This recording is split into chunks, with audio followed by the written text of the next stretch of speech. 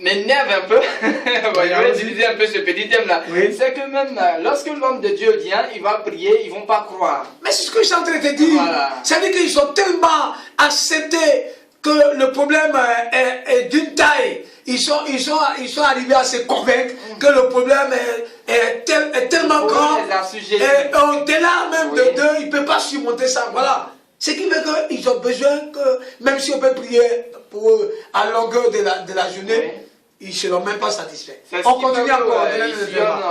Voilà. Et puis voilà, ils souffrent. Je ne veux pas que le peuple de Dieu souffre parce qu'ils sont très importants. Oui. Jésus nous a acquis à un grand prix. On est très important. Très important. Voilà. Oui. Alors, l'obstacle majeur qu'un bateau à moteur, je donne encore un exemple, doit surmonter est bel et bien l'eau. L'obstacle qu'il doit surmonter pour rouler vite, ou alors pour aller vite sur l'eau, c'est l'eau encore qui frappe les ellipses, n'est-ce pas? Mais cependant, si cette résistance, c'est-à-dire que si l'eau n'existait pas, le bateau ne pourrait pas avancer du tout, parce qu'il a été conçu pour rouler sur l'eau. Donc si on lui enlève l'eau, il ne peut plus, ce n'est plus un bateau à moteur, il ne peut plus avancer. C'est comme le train aussi. C'est ça, c'est ça les rails. Mais si on enlève les rails, mais il va aller comment? Mais il va aller comment? Il a été conçu pour rouler sur les rails. Voilà ce que je veux dire. C'est-à-dire que cette loi selon laquelle les obstacles sont les conditions de la réussite s'applique également dans la vie des êtres humains et surtout des enfants de Dieu et de ceux qui sont appelés au ministère. Il faut qu'il y ait des problèmes pour qu'on voit la qualité de celui qui est devant. Et il faut forcément les problèmes. Il faut ça. Il faut que les chrétiens comprennent ça.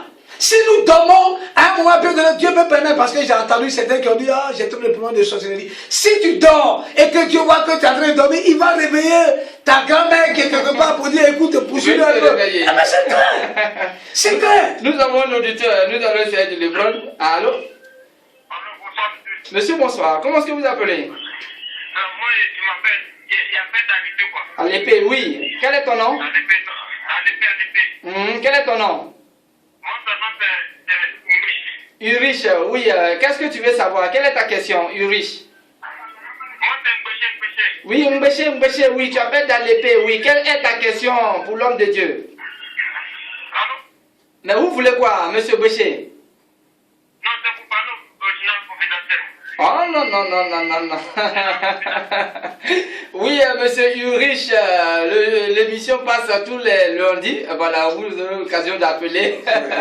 Ici, c'est la radio à cancer, c'est pas le journal confidentiel. Merci beaucoup. C'est pour dire qu'une vie libre de tout obstacle et de toute difficulté réduirait en ayant toutes les capacités, les potentiels que Dieu a déposés en nous. Dieu a mis à déposer en l'homme beaucoup de facultés. C'est ça. Beaucoup de potentiel et de capacités. Au point que nous-mêmes, on peut chasser les esprits qui sont en nous. Tout à fait. Parce qu'il nous a dit le pouvoir vous a été donné de marcher sur les voilà. Il y en a combien qui utilisent ça?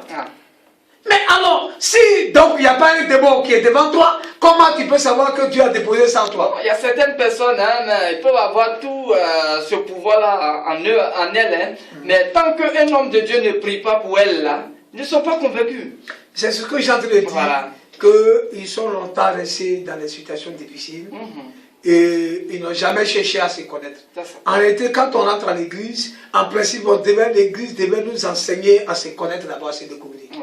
Qui nous sommes d'abord, qu'est-ce qui est en nous, créé à l'image et à la ressemblance de Dieu, de toutes les créatures qui existent. Céleste comme terrestre, l'homme est la seule créature qui est à l'image et à la ressemblance de Dieu. C'est-à-dire qu'en qui une partie de Dieu habite. Aucun ange qui existe n'a aucune partie de Dieu en lui. Ils existent. La Bible sont des esprits au service de Dieu. Voilà. Que Dieu envoie pour exercer un ministère en faveur de ceux qui doivent mériter le royaume. Donc nous. Mais ils ne sont pas à l'image de Dieu. C'est-à-dire qu'ils n'ont aucune partie de Dieu en eux.